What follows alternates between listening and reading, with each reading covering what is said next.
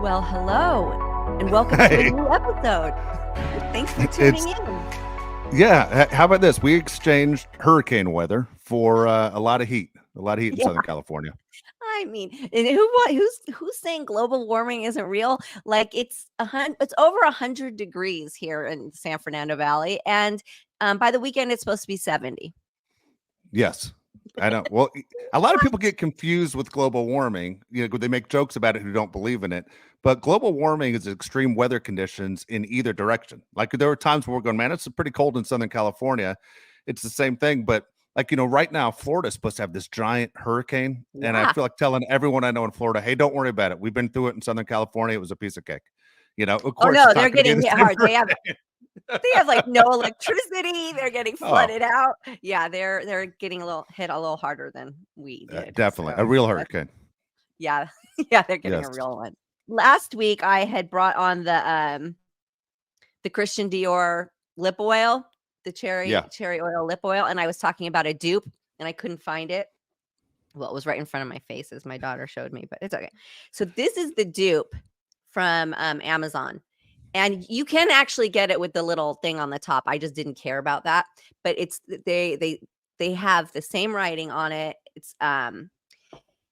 It's lip glow, and they're both made with the cherry oil. They're both made with all the same ingredients. This one, the dupe is made by a company called, I want to say Maepeor, Maepeor. It's Amazon's choice. It's a whopping $8.99. Eight That's ninety it. nine, folks. 45 $45, 8.99. $45, 8.99. So they feel exactly the same. They have the same applicator. They come in various colors. There's also other brands. Once you click on this, how everybody knows how Amazon works, that it it will say similar products. All 8.99. Total steal, totally worth it. And I highly, highly recommend it. People love the fact that you're sharing, all the time. And then as our guest last week was saying, just check the back. It's so many things are exactly the same, and you're helping so many people out. I think it's pretty cool. I don't think a lot of people who have made their living in front of a camera would share information on how to basically look the way you want to look or do the things you want to do, and you can On the find it cheaper. Yeah. Yeah. Well, I did that after he said that, I was like, yeah, that's true. So I went and looked at the ingredients on this dupe one, and it looked good.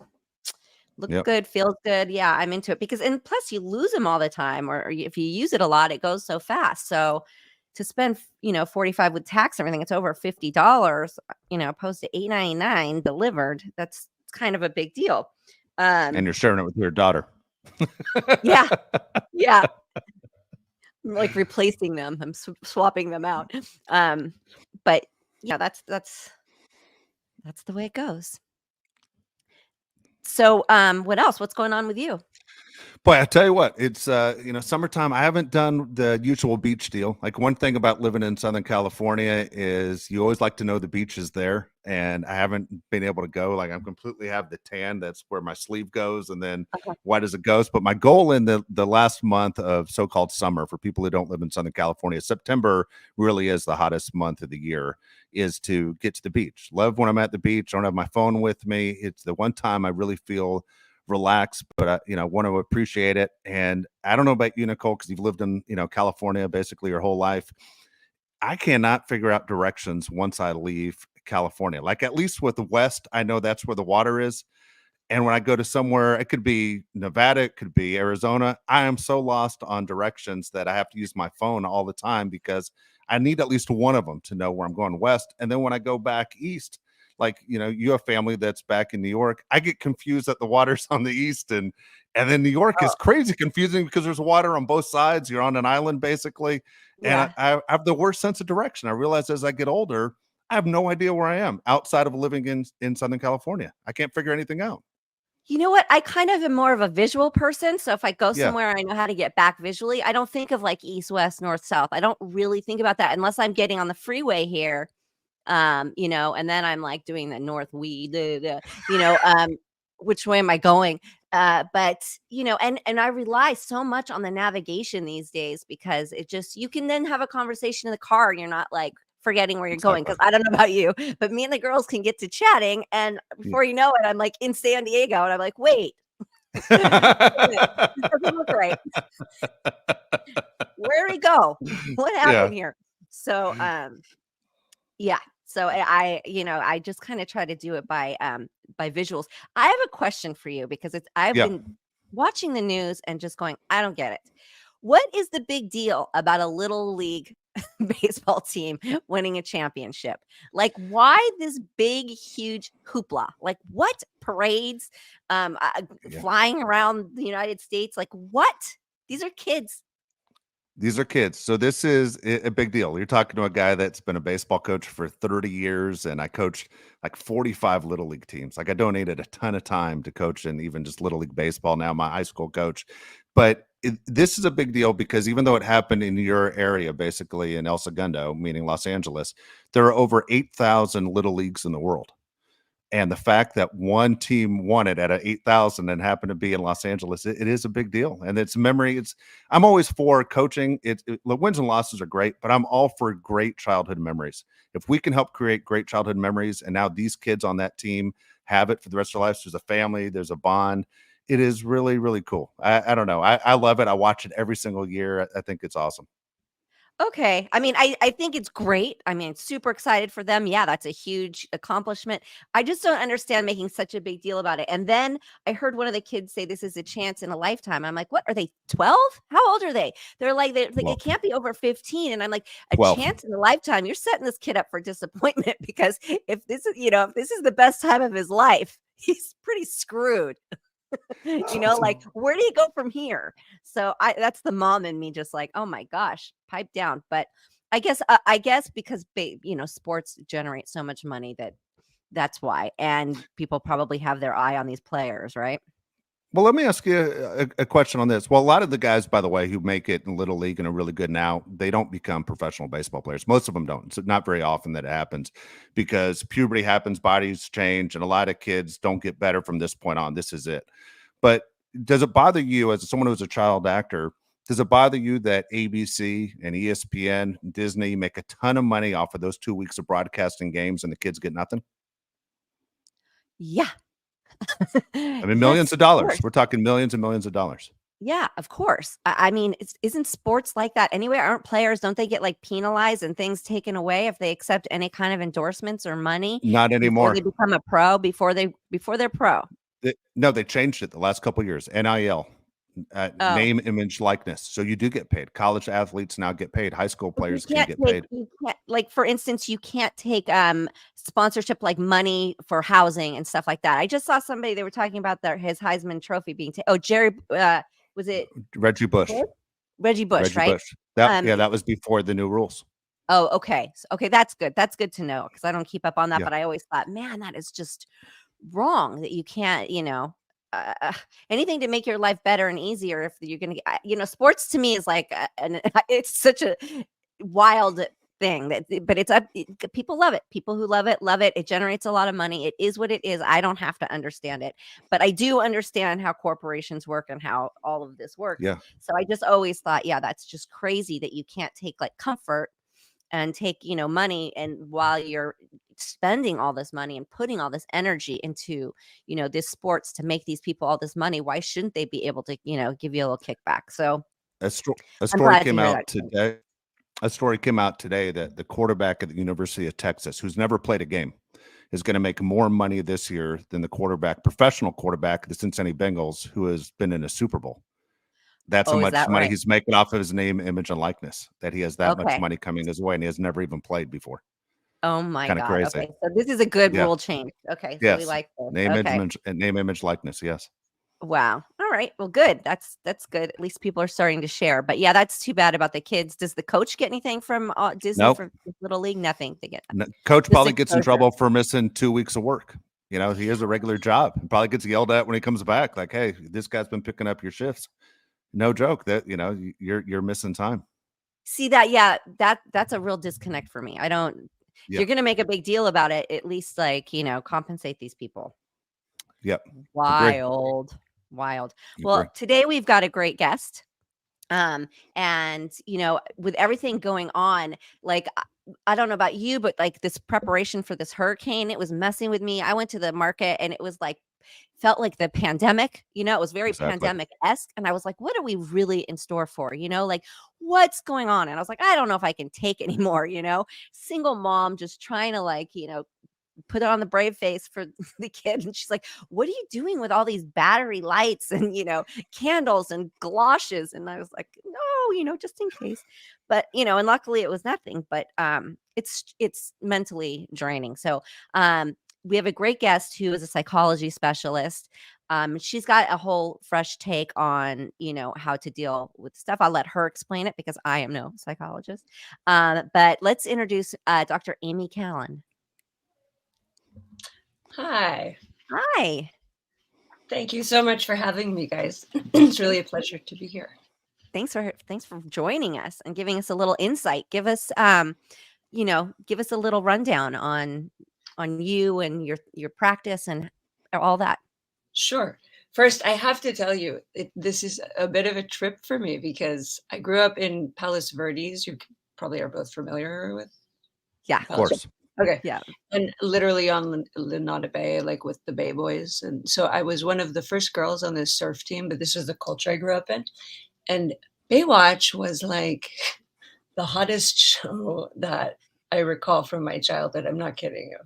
Yeah, I really looked up to you when I was a kid. I was like, surfer chick. And then it's so funny winding up here as a psychologist because I almost went in the direction of acting. I did acting for a little while. And it was such a crossroads. I actually wound up getting into grad school. And the literal day I was leaving, a few minutes before I got in the car to drive up to San Francisco, I got a phone call from this agent guy who kept saying he was really interested, blah, blah, blah, blah. But I just I didn't hear from him. He's like, oh, I just showed your whatever headshot and stuff to so-and-so. We'd really like you to come audition for this show, blah, blah, blah. I'm like getting in the car to leave to go up north to grad school. And I don't even think, I just think it's so interesting, because I really am glad with the path I took. I'm also often curious what it would have looked like the other way. I wonder if you ever had moments like this or if you just knew from the beginning. I think you made the right decision. I'm like, you made the right decision. You're a smart lady in many ways. Yeah, likewise. That's why, what's funny is because surfers like Kelly Slater always hated saying, he hated being on Baywatch, and he's fine with it now, but he always hated it because all of his surfer friends, would make fun of him. So it's funny that you say you were on a surf team and that you watched, but that's so cool that you were on a surf team. I love that so much. Why did they make fun of him? Because it was like this cheesy, he played a surfer, but it didn't really surfers when they're photographed and they have footage, it looks so cool. It's shot by the best. Some of those like surf magazine photographers who shot the documentary, actually, they do such beautiful footage. And then, you cut to Baywatch. I'm not saying that Baywatch wasn't beautiful, but it was no surf magazine. It was no, it was kind of like BS as far as the surfing side of it went. And so I think that they just sort of teased him. And I'm I love Kelly Slater, love you, Kelly, but I don't think he was like the best actor either. That wasn't his jam. So I think that there was just a lot of teasing of him. So was that before he was like a famous surfer? He was pretty famous already. He was making his way up, but he was already doing really well. That's how they even found out about him. So he was already making a name for himself. But I mean, hasn't he been the reigning champ since he was like born? As far as I remember, yeah. I don't even remember a time. Perhaps they were actually jealous of him. You never know. You never know. You never know. That you never know what people's intentions and motivations are for teasing, right? That's true. You don't, although usually it's always coming from somewhere. You just can't tell unless you find out with talking to them, like what I do. Right. And you're still a beach girl, right? Yes, my office is in Manhattan Beach, and I actually live in Marina Del Rey. But I Nice. grew up and was living in Palos Verdes through high school till I went to college at UCLA. So you're just like us. You can't leave the water. How often do you actually I visit the can't beach? leave the water. And you know what? Yeah. I loved San Francisco and I went to grad school, but I was like, it's too cold. It's too cold for me in San Francisco. My friends up there from New York were like, what is wrong with you? Yeah. I can't to go to warm.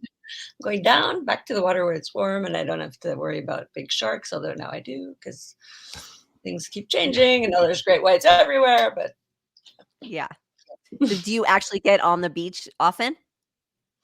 I haven't in a little while. I mean, especially because there was that, really crazy hurricane that we had to survive. Just kidding. Have you rebuilt? Are you rebuilding? Yeah, Yes, I no one wants to go in the water. put my patio back together yesterday. Nothing on my patio even moved. Although it I did did have get a couple plants fall over. Huh? I did have a couple plants fall over, but that was Oh, the you extent did. of I love that. I it. love During the that. earthquake, that was in the middle of it.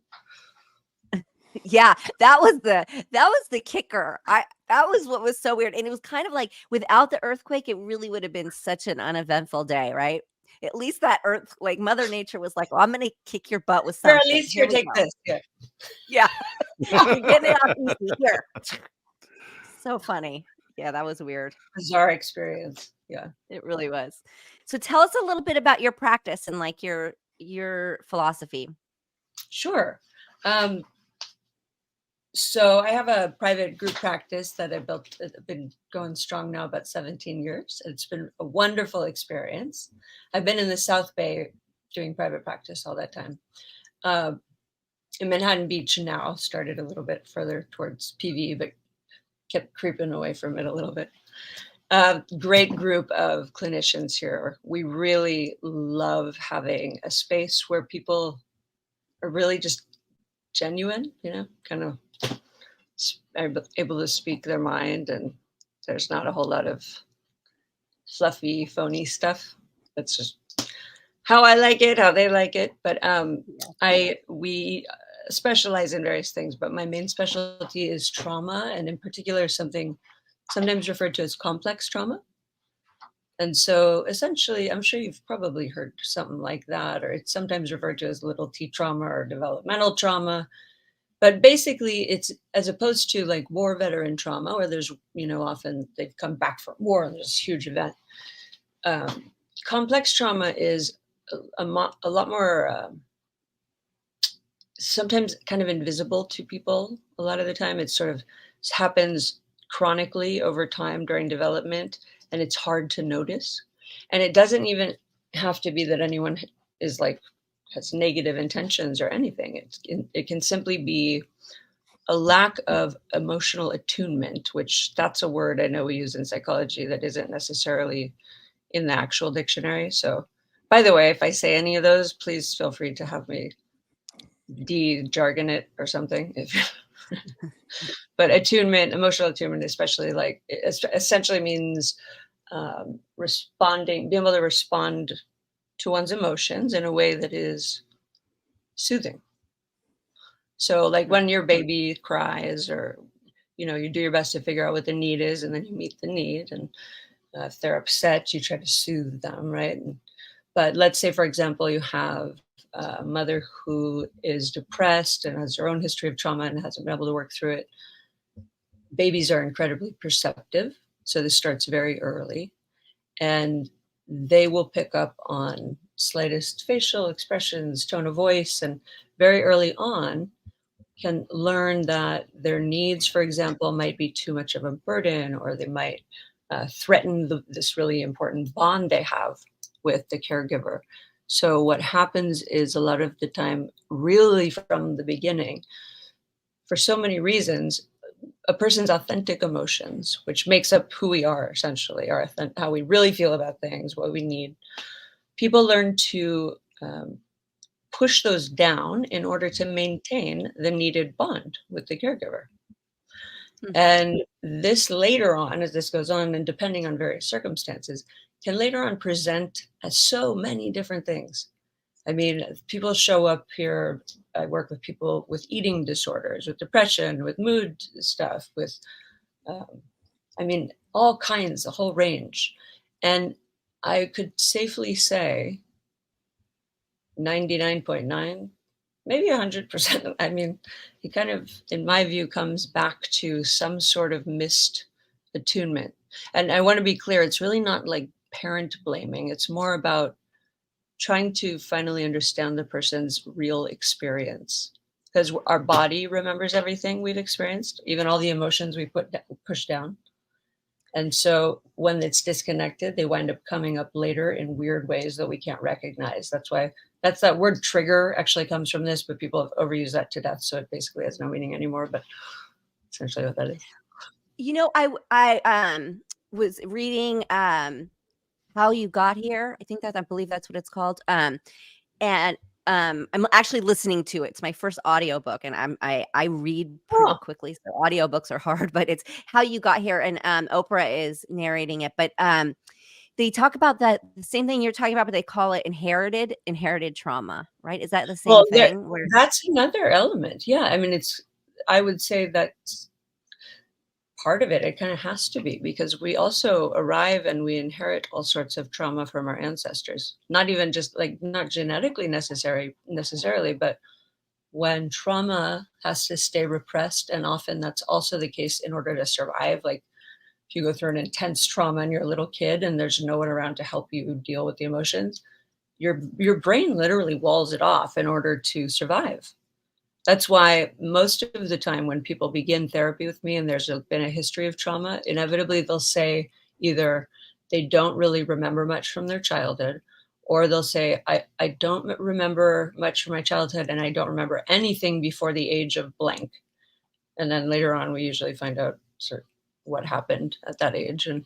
Or they say, I had a very happy childhood. And then as a little time goes on, proceed to tell me very factually all these really intense things where I'm like, oh my gosh, it's starting to sound really awful.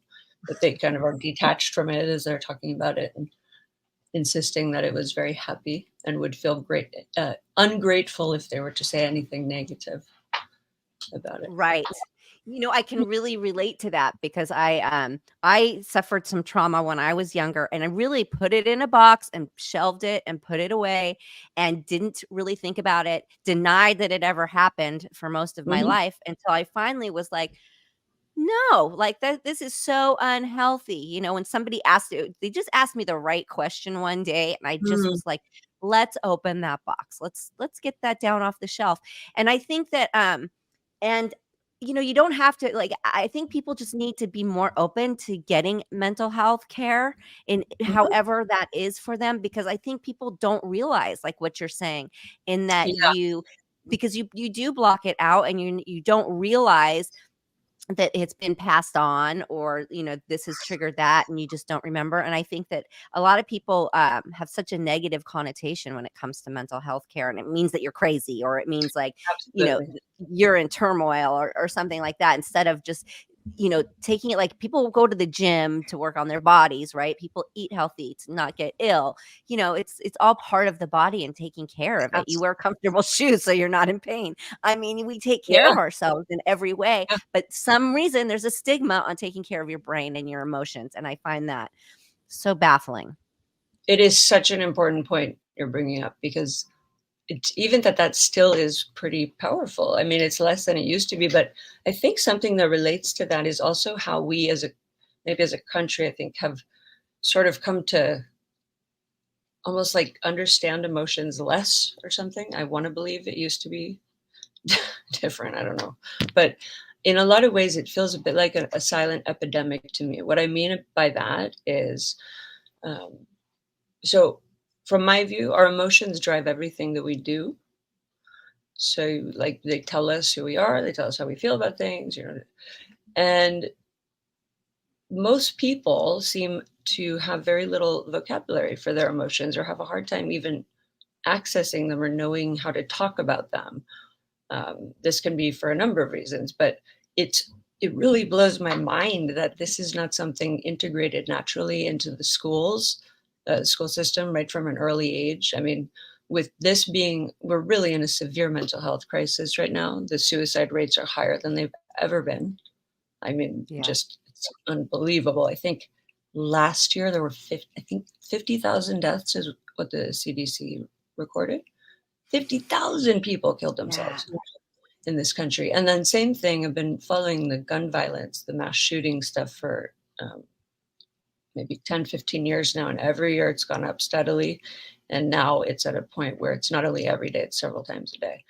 And it blows my mind too, because I keep listening to hear if some, like, are people starting to talk about or understand maybe some of the things we need to do preventatively, because I have a lot of ideas about that, but I don't hear that being talked about. A lot of times it just kind of exemplifies how much people seem to not understand mental health, or even, I don't even use terms anymore like mental illness.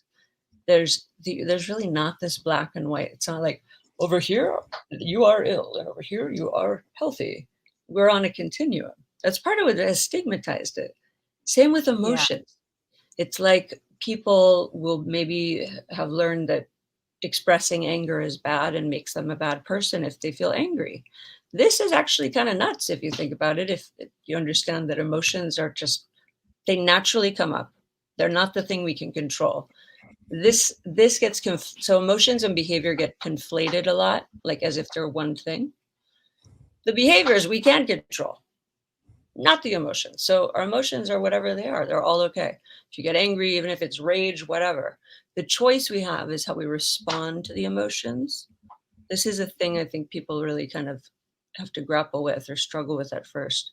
So like if I am feeling very angry with someone, I have lots of choices, but only if I have awareness first that I'm really angry, feel it in your body. And then I can choose to go and yell at them, although that's probably not going to have a great result. I can take deep breaths and walk away and come back and talk to them later. I can go work out, blah, blah, blah, blah, blah.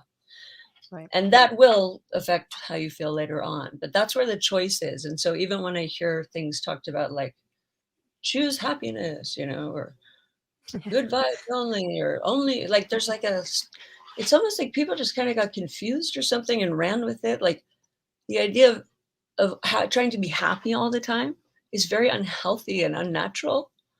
But then it's almost inevitable. Every person I work with, there's like a layer of shame over their emotions. And that is something that we are not born with. The shame about how we feel, that's something we're taught, we learn. And that helps keep the emotions buried. Do you think that, so like say somebody has they react off their emotions, like you were saying, their behavior is that they act out, right? So I get mad at you, I yell at you, then I probably have created more anger and more shame inside myself because I know what I've done. I probably shouldn't have done that.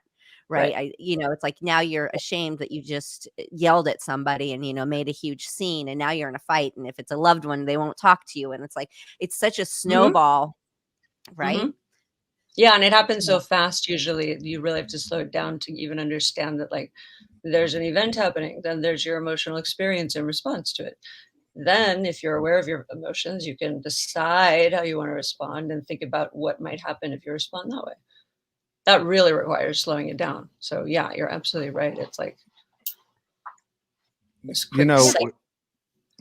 I was saying to Nicole before you joined us, we were talking, about, basically, what's going on. And we heard us on the show talk a little bit about Little League. As a baseball coach. I was saying to Nicole that in 2020, when the pandemic happened and the kids were sent home and they stayed at home until, they came back, and they came back with masks. And again, I mean, all in favor of not passing along, but you couldn't read as you said, the facial expressions, what people are doing. It's a huge learning process. But in 2021, half the kids, I had 16 players on my team, half the kids attempted suicide. And half of the kids on your team? 50%. And I couldn't share with other kids, you aren't the only one going through this, but I knew the story. But yet it was so scary. Kids throwing themselves in front of trains and doing other horrible things. And it was literally like, are we going to make it through the year to the banquet where nobody dies? And it was very scary. Well, from what you said, honestly, I do believe what they're kind of teaching now and to make things a little bit better and connect and understanding that there's a problem, at least at this school that I'm associated with. We're creating better people, sharing, hey, when you're having a tough mental day, is going to be a better human being in the future. The problem is the guys who are older, the guys who are my age, don't understand. They take it as a sign of weakness, Yes. and they make jokes about it. And Oh, I know. and until those people like move on or die off, I don't think we're going to have the society we want, because there's a major barrier there of the guys who have the money, and the guys who are going to be hiring are the ones that say, just put your head down and go through. And the old category of growing up here and who told you life was fair and get over it. That pull your those days, pull your bootstraps. you got to exactly put your head down and do your job. And but I think we're creating better people. Everything you said 100% makes sense to create a better human being. But I think there's a major barrier there where the people who are going to be doing the hirings and taking care of those people for the next 20 years think you're a weak person. And do I want to have a weak person working for me? Well, yeah, I agree with you, and that is a big part of the problem. I also will say I've had a fair share of those kind of people with those kind of beliefs have grown up that way, come into my office dealing with something that they're not sure why it's happening, but they need help with it. And this has happened a number of times, we'll get to some of these ideas and beliefs, and it'll look like I'll be sitting in session, something will come up really painful, and I'll be watching them like trying their best to hold down the pain or the, whatever it might be, tears. And if they're able to answer when I ask, like, what's going on? It looks like you're in pain right now, but are you allowed to be? A lot of times they'll be able to say, well, no, that means I'm weak. Believe it or not, a lot of women actually will say this too. I mean, there's a lot of ideas about this. When the paradox is, in truth, it is a lot more courageous to really face your emotions. Part of the reason we run from them is because they can feel so powerful and scary that it can seem like they're going to just be unbearable. And trauma, when they're emotions from trauma, they are unbearable until they're able to be experienced with a empathic other who is able to be with them in it without judgment and without telling them that what they should do or how to fix it, because actually nothing needs fixing. This is another really key point. The thing that actually helps emotions move through us is emotional validation. Like, so when we feel, you can probably both relate to this, when we feel like, if you're having a hard time dealing with something's very painful, you can feel like you're being seen, like genuinely seen, heard, understood on an emotional level, and the person is with you and really not trying to problem solve or do any of that. That is the most helpful, healing thing we can do for one another. And that's true whether we're kids, whether we're adults. The cool thing is, even neuroscience now shows that that kind of attunement not only can change adult brain functioning, it changes the structure of the brain. So that kind of emotional attunement is like an antidote for a lot of what is going on right now. And I think social media, unfortunately, it has played a big role in making people more isolated, less really connected, when what we need is more real human connection and community. And I think there's probably a way we can start to try to use it to increase real human connection, because that's actually what's needed. It's sort of like, if you've heard of failure to thrive syndrome, that's when babies literally die when they're not being held or given enough affection. They stop eating and they die. Then we learned that in World War II. Or like there's a famous monkey experiment. Have you ever heard of this? There are 2 wire monkey mamas. One of them is, you've heard of it? One of them is, well, just go ahead, tell the story. I'm sorry. I took psychology in college, so I did hear this. Go ahead. Real quick. They're monkey mamas, but they're made out of wire. And then there are baby monkeys that are real. And the one wire monkey is very soft. It has this like really soft fur attached to it. And the other one has milk. And so they let the monkeys just they watch what they do over and over. Each time the monkey goes immediately to the soft mommy, and they only go over to the other one when they're really, really hungry and they need food, and they'll tiptoe over, they'll get the milk, they'll run right back to the sort of, showing again, we need to feel loved in a way that is like we're accepted for who we are, that we can be authentic, because we need that, and we need human connection and attachment. But a lot of times those two things wind up getting pitted against each other. We also know that this winds up, when we repress emotion, it also, scientific, this is fact, if it stays that way, it will turn into disease in some form or another eventually. That's just the science. But here's a real twist. Why is it that we know all this? I mean, doctors are talking about it, like Gabor Mate, if you've heard of him, as an example. We have all this evidence of research, yet doctors are still not being taught. They don't, not only do they not have a course on anything about trauma and how it affects the body, where there should be like a 5-year thing, not even one class. So they never even ask their patients about trauma. Because it's all about money, right? It's all about just prescribe them this and, let's just treat the disease once they have it, because it makes us millions and millions of dollars. If you put people into therapy and help them with their trauma, well, then they lose a shit ton of money, correct? Which is probably why, yeah, totally. Which is probably why insurance companies love to push this like short-term kind of, these days it's really like the big push, I think, from insurance companies is to do more short-term therapy that's like almost as if we're robots and like you're going to do a workbook and here, do this homework. But the real thing is we also have this knowledge. I don't know if everyone forgot, but above all, the most important thing in any therapy that's going to be productive or effective is the relationship. It's the relationship.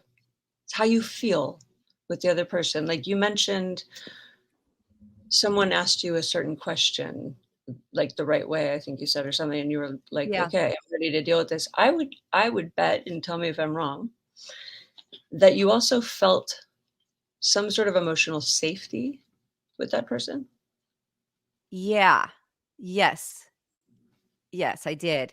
Because, I grew up my parents were in World War II in London, in England and Germany. And so, for me, it was always, I grew up with that kind of parenting where what do you have to be upset about? Look at your life. Oh yeah. What are you complaining about? So I was always taught to repress.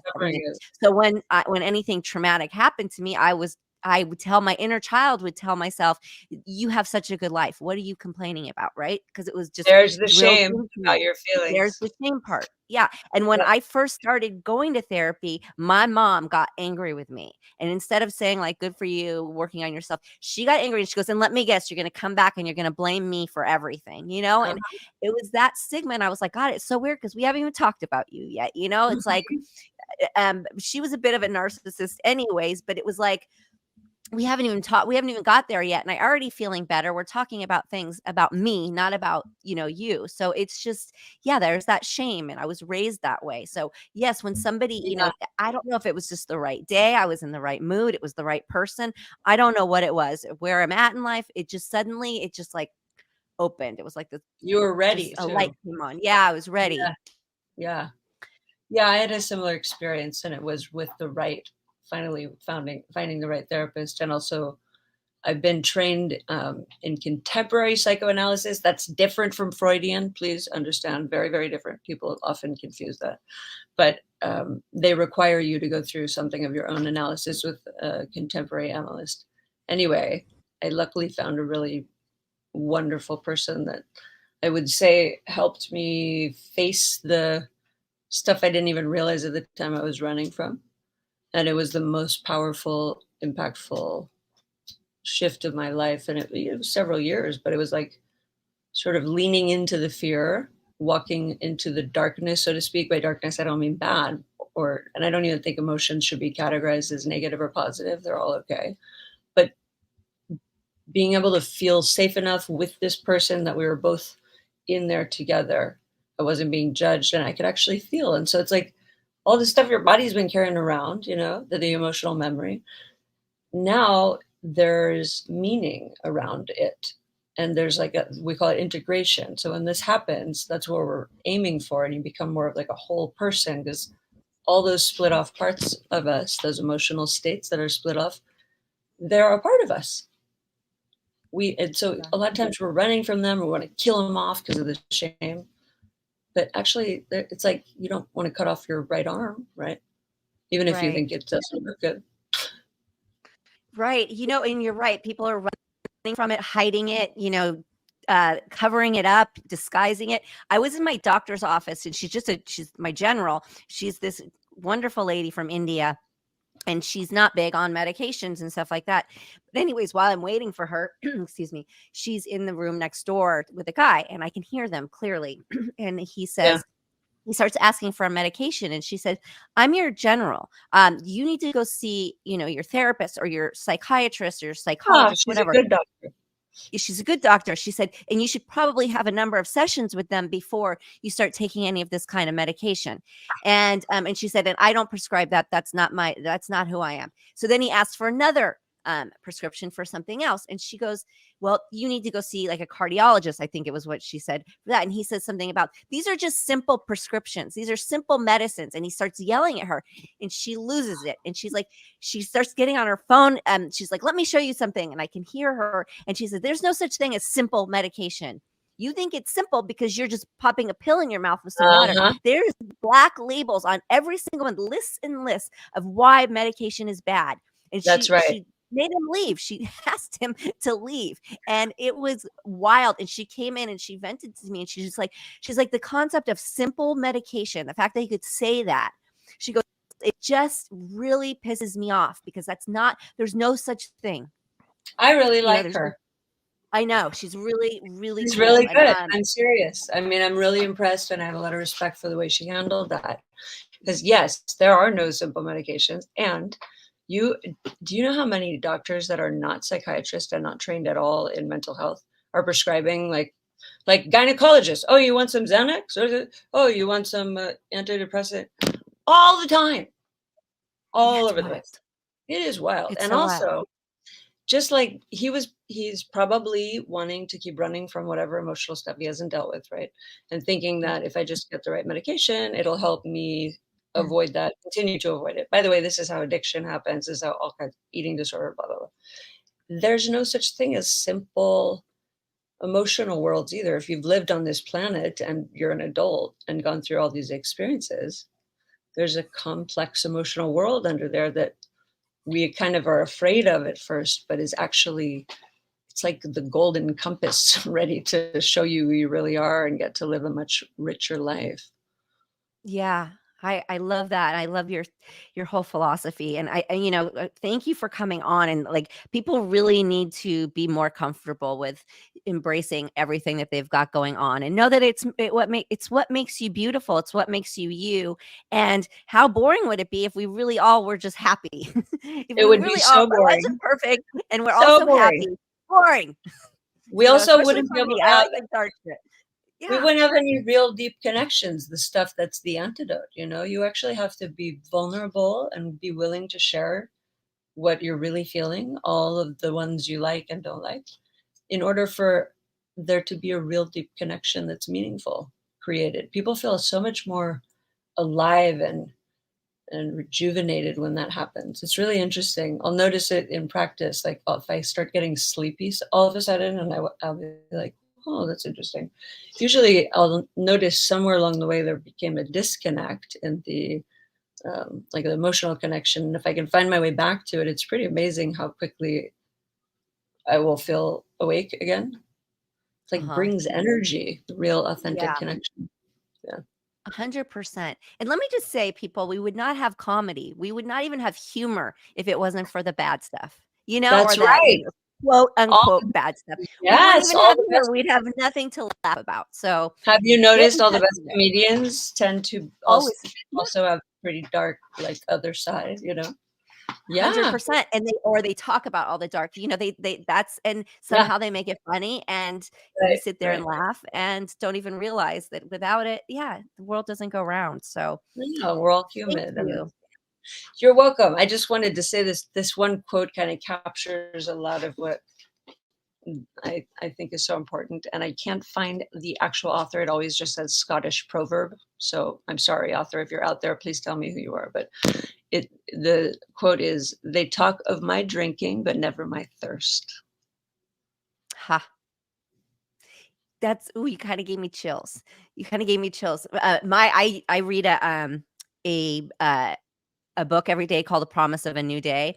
And it's sort of an affirmation book, but it's, it's like a message. And mine today, kind of, back to what you just said, it was about don't do anything in private that you're not willing to like Mm, share.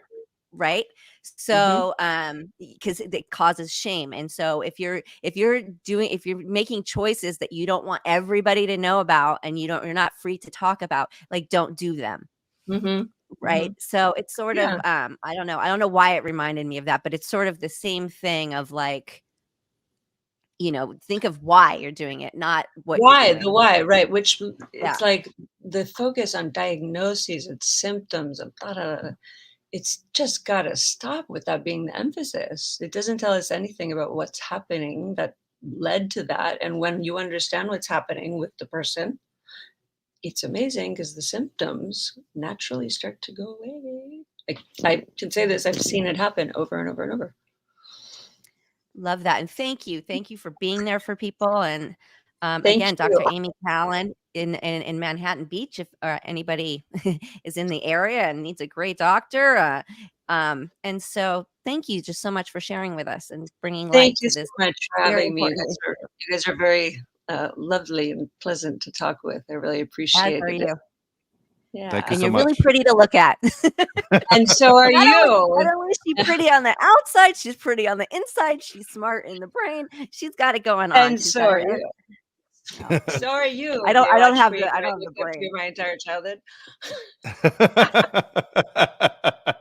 That was really cool. I thought that was very neat to have, I think, a mental breakdown as far as what goes on through people's minds as we're learning. I mean, we're discovering, Nicole, new people, a new way of acceptance, my opinion. And I had this discussion with a buddy of mine in the neighborhood the other day, where obviously there's a major homeless problem in San Diego. There's a major homeless Yep. problem in Los Angeles. There's a major homeless problem in San Francisco, New York City. It goes on, and it's Yeah. continued to get worse. And it used to be, at least when I was younger, and even just a few years ago, because some of my friends still believe this, those people are just lazy.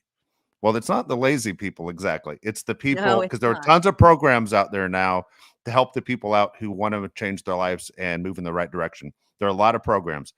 It's the mental health is what people want to ignore.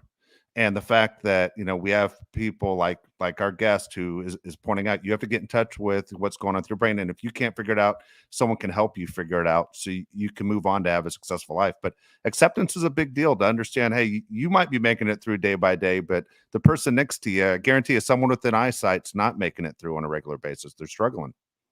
100%. And a lot of people, I think, also too, think they can't afford healthcare, mental health care. A lot of people are, like myself as a child, shamed into it. And I think so a lot of people turn to addiction too, right? Because maybe they don't have Yeah. health insurance and they don't go to a doctor and ask for that little happy pill. So they turn to the streets and become addicts. I always wonder because, and listen, the truth is that a lot of the homeless people I see them daily. They're shooting up, they're getting high, they're drinking. I saw a man rubbing alcohol in the back of the market the other day. And I mean, I was like heaving, and but I felt so horrible for this person. And I always wonder, is it the addiction that got them homeless, or were they just struggling mentally that got them homeless, and then they turned to addiction to like make the homeless not feel so bad? Like, whatever it is, it's an epidemic and it's horrible. And I think it all goes back to the shame. And like what you're saying is that there's help out there, but something else is taking over. There has to be, to me, there has to be more access to it. I mean, I dealt with a child who went through severe depression for about 4 years. And even though we had insurance, they would only see him once every 6 weeks. In reality, he should have been going probably to a therapist 4 times a week. And he Right. was on the brink of suicide over and over again. And, I told you on this show, there was a time where if you would have told me my son was going to die from suicide, I 100% expected it. But even though we would tell the doctor, look, he needs to see you more than once every 6 weeks. Well, that's all that the medical plan went for. And we have great insurance, and we completely could not get more appointments. And it's very scary because we worry about today's youth and we worry about today's adults. And there's so many things that people stress out about. But the old school days of, hey, just put your head down and bear through it, it's not exactly the right way to go, It's not. And I see a lot more commercials, and I do think that mental health care has gotten more accessible. You can do all the online Zooms and there's commercials for it and everything, but it's expensive. Right? is. So it's expensive, and the state's not really kicking in for that part. They'll kick in No. for your groceries and they'll kick in for your free needles, but they're not gonna kick in for your mental health care so much. And it's just, it's really, I think that that's sort of where it begins. And it just needs to happen. It should be a requirement that people go to some kind of therapy once a week from a young age. I think so. That's my personal opinion. I loved it, and it changed my life. And I will say it over and over again. I don't know where I'd be if I didn't go. And I tell my children, do it, go. This is, it's important. So I think that would also help take the stigma away from it. I'm not saying it would help everybody and it would work for everybody, but it definitely would. It would work for the majority. I remember But I was a psychology major when I first started college. And I remember one of the first things that the professor said was everyone should go to a therapist twice a year. Even if you think you're doing good. It's like going to the dentist for a teeth cleaning. You go twice a year just to make sure you're balanced. Even if you think things are going well, hey, let's check it out. And I remember I was 18 years old when I heard this, but the more and more I think about it, I think they were 100% right. Just yeah, to be balanced. What's the and you big deal? don't You're going to even go have for your to. teeth twice a year, but not for your brain? Right, exactly. That's my point. And the thing is, it's like you don't have to go immediately, reveal all your deep dark secrets. You can start off small with something that pissed you off last week, and start to unwind there and get comfortable. And then you realize, like, well, I feel so much better about what happened last week just by talking about it.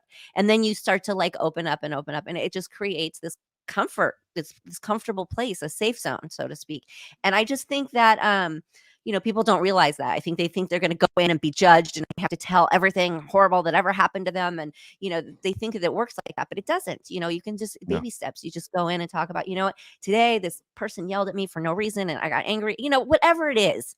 I think when you start small and then you realize like how healing it is, then you want to start bringing stuff up and bringing stuff out, and you're safe, and it feels good and it's healing. And yeah, so I'm a big believer. I'm a huge believer and I huge am too. advocate of it. I think that was an important show. I'm glad that was the direction we went. I think that was great. Yeah. I do want to get to today's mailbag. I know I always say we're running a little bit long, but I want to Okay. get to today's mailbag. So again, if you want to ask Nicole a question, it's easy. All you have to do is go to the website perfectlytwistedpod.com, and right there Nicole's mailbag is right at the top, and you can sit there, write a question in or more than one, and we'll try and get it on there. All right, so Nicole, I have 5 for you.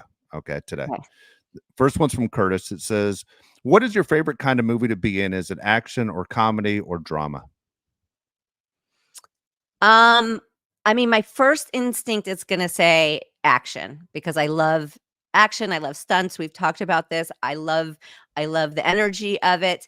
But the truth is, you have to switch it up. Like I don't have a favorite. So like comedy is so fun for me. I love comedy. I love laughing all day. I love being around funny people. I love trying to be funny. I love all of that. I think if you just stick to one all the time, it gets really boring. And then the drama, sometimes you get sick of laughing and you get sick of trying to be funny and you want to just cry. You want to, you be dramatic. So I feel like to me, the perfect combination is all of them. It's a combination of all of them. But I do get excited over an action. That's cool. That's cool. Yeah. All right. If someone want to put together a movie of your entire life, what actress would you like to play you? Oh, That's oh always a boy. tough question, I think. That is because it would probably be a few different actresses, right? Because my story starts Yes. so young and now I'm old. True. Um, You aren't so old. you would need a young, a middle, and an older. The middle, could it be Margot Robbie? I like that. That's You pretty know, cool. I love her so much. Yeah, Or give somebody new a shot. Why does it have to be somebody famous already? I like that. That Listen, my I think story's not over. There's no life story here yet. I'm not going anywhere. good for you. Good for you. All right, this is from Daniel. Nicole, did you ever meet Alanis Morissette, just one of the girls? I did briefly. Briefly, she kind of, was the rock star that came on stage, did her because she was performing in it, and I was in the audience. And but yes, in fact, I did. Yes. What was she like? Was she nice? What was she like? Yeah, she was nice. I mean, we were both Yeah. really young and we're hectic on set, and she's, performing, and I had been punched in the nose by another co-star, actually broke my nose. Wow. It was a hectic day. Let's just say that it was a hectic day for all involved. But the moment that I met her and everything, yes, completely pleasant. And as you can see, she's grown into, a wonderful lady, and Yeah. yeah, she's talented, and she's all that beautiful, talented. She's got it all going on. I used to listen to her all the time, but I was like, man, this girl's angry. Her music. You know? And I liked it. I mean, I enjoyed it, but at the same time, if you would have said, hey, you have the opportunity to meet her, I think I would have backed away. I think she would have scared me. Okay, so full circle here. Yeah. She, who she wrote the song about, right? No. Okay. It was the guy, the blonde guy. I'm blanking on his name right now, from Full House. From Full House. From Full The House. guy the guy that did all the voices and stuff. Yes, Yeah, that's is who it she Dave? wrote. Because I was Is it expecting Dave some like, Coulier? That guy? Is that his name? yes, yeah. I think Holy that's his name, cow! She wrote the song right? about that guy. So that's what it was about. That's who it's about. Like, she's so in love with that guy, but he had been asking me out. He had been trying to get in contact with me to ask me out. And I was like, okay, when I found out that that's who it was about, I was like, well, man, I dodged a bullet. Not that, Yeah, it just was like so full circle with Alanis Morissette that I was it's like, hilarious. yeah, hilarious, right? Yes. Oh my gosh. I was expecting that song to be about some like, bad boy, but I Oh guess my bad gosh. boys come in all shapes and sizes, don't they? I guess so. All right. Next question from Daniel. Nicole, are you into astrology? I don't like study it or anything like that. I read about my sign and it's usually spot on. I do believe there's probably something to it somewhere. I'm not a big believer in like, relying on those things or, following my life by those things. But I will tell you that my sign and my description, the whole stubborn, independent, hard worker, OCD, all that, it's a lot of it is very spot on. So I kind of believe in a little bit of that. Yeah. Yeah. I'm kind of in the same boat. Kind of in the same boat as you. Final question. Who were your favorite bands and singers when you were a kid? Oh, I was really all over the place. So I used to love Fleetwood Mac. I used to love Beastie Boys. Yeah. I used to love The Cure. I used to love Depeche Mode, Oingo Boingo. I like some punk stuff like Murphy's Law. Um, I really truly was all over the place. I used to listen to Willie Nelson all the time with my dad.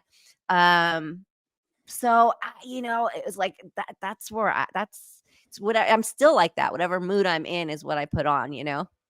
I do the same. Do the exact Yeah. same thing. People always talk about, like I have my own playlist and it is all over. And they're like, this is from the same playlist. I get bored. I jump around all the time. That's just what I Same, do. and there'll be a song that I really like one moment in one mood, and then it'll just get on my nerves, when Yeah. I'm in a different mood. So, yeah.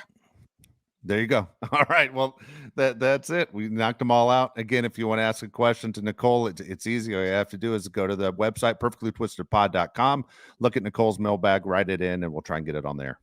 Yes, and please tune in, go to YouTube, watch us, give us a rating, give us a review. Oh, you know what else I just wanted to say? I wanted to give a shout out to the Bachelorette because she picked the right guy. She picked Dotun. I just had to say that. I'm never usually good at this stuff, and I don't think people usually make the right choices, but she did. And our new Bachelor is that Joey, who was the runner-up, who seems like a great guy. But I just wanted to bring that up for anybody that was listening. Perfect. When I did that Love it. Bachelor rundown. So, yeah, Good for her. I hope Love it. I hope you get really happy together. Okay, so see Good you deal. guys next week. Yeah. Thanks for listening.